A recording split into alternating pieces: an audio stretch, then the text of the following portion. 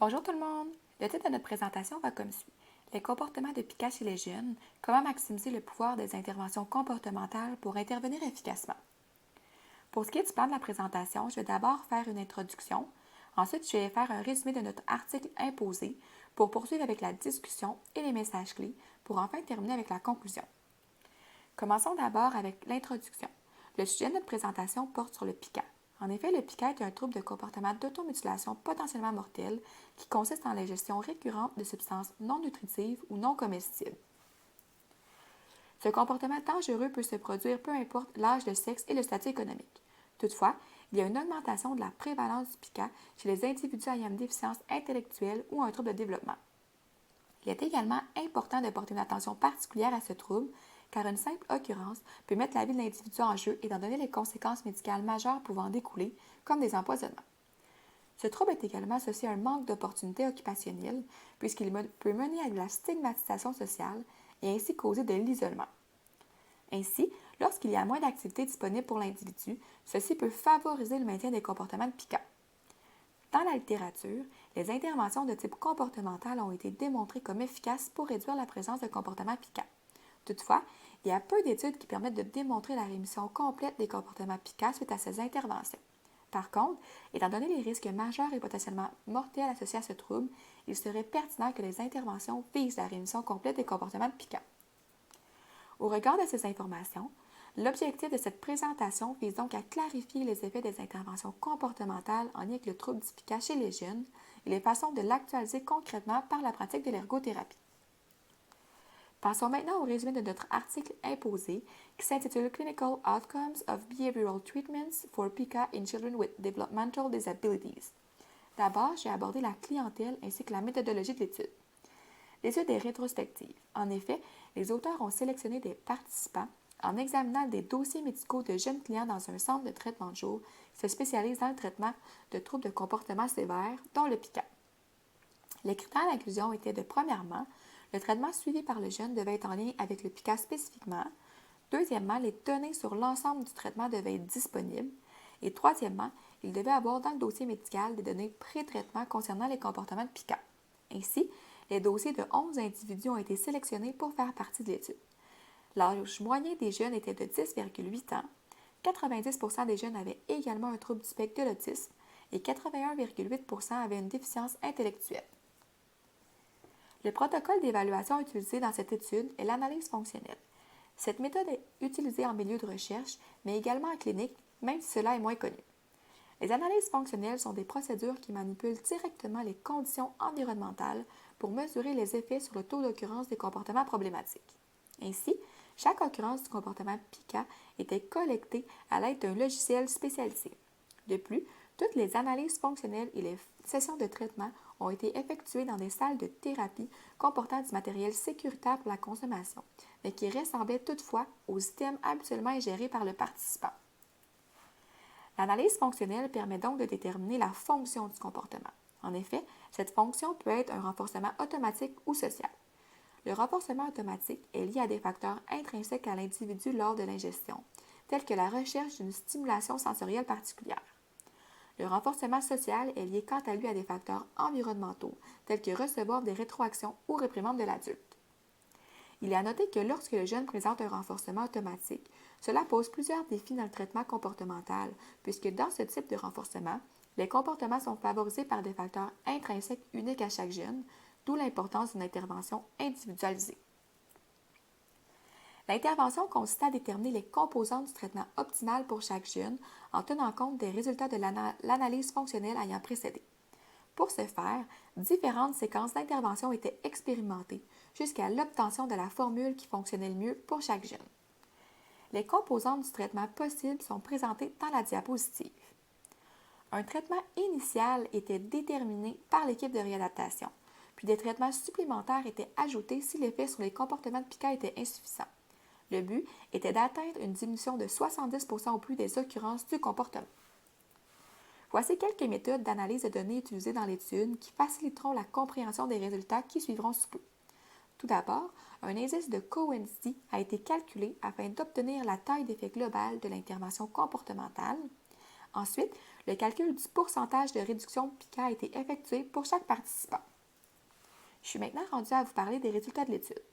De façon générale, les analyses fonctionnelles ont permis de déceler plus majoritairement une motivation de type automatique. Ce type de renforcement indique l'importance de réaliser des interventions individualisées pour chaque jeune.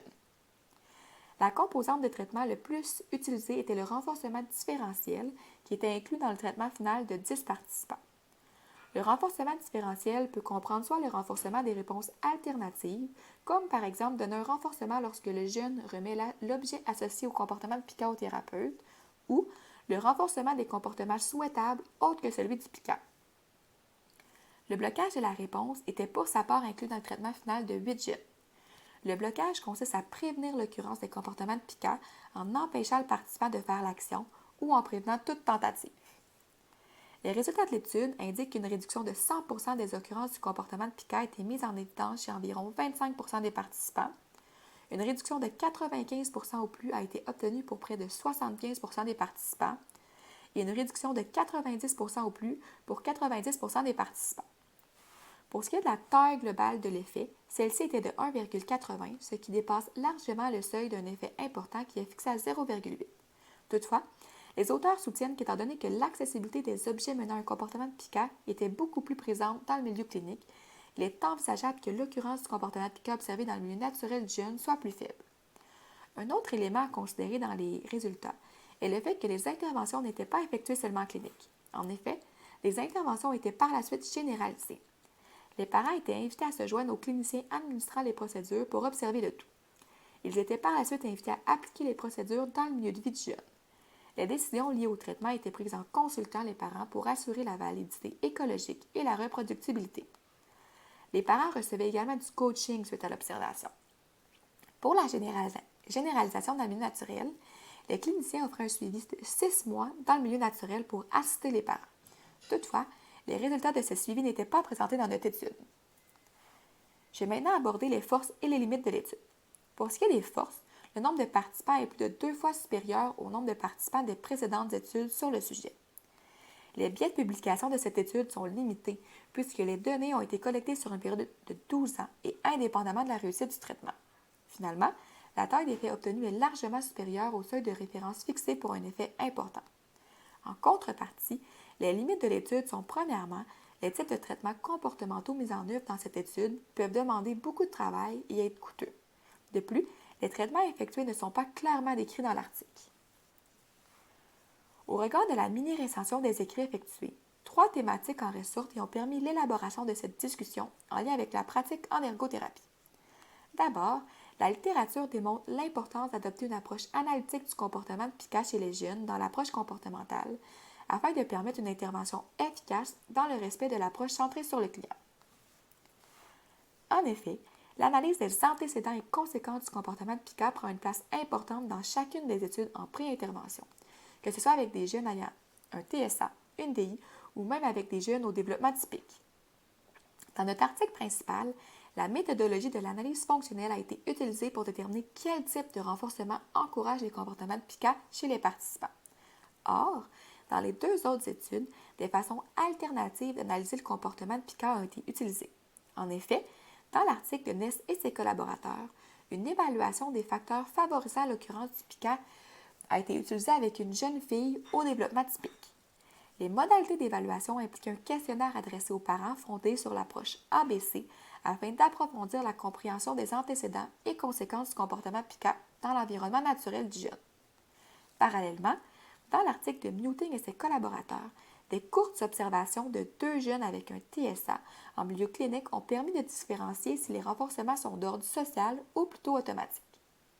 Cela consistait en des séances d'observation de 10 minutes, lors desquelles le thérapeute se tenait derrière une vitre miroir. Le jeune était alors en contact avec des items sollicitant son comportement de PICA. Le maintien des comportements problématiques dans ces conditions sans stimulus social est un indicateur de renforcement automatique, alors que l'élimination graduelle au fil des séances démontrait plutôt un renforcement de type social. À la lumière de ces informations, l'adoption d'une approche analytique du comportement s'avère être une étape pertinente dans la démarche d'évaluation chez cette population. De plus, des façons d'intégrer cette approche analytique d'une façon qui est facilement applicable dans la pratique en ergothérapie sont soutenues dans la littérature.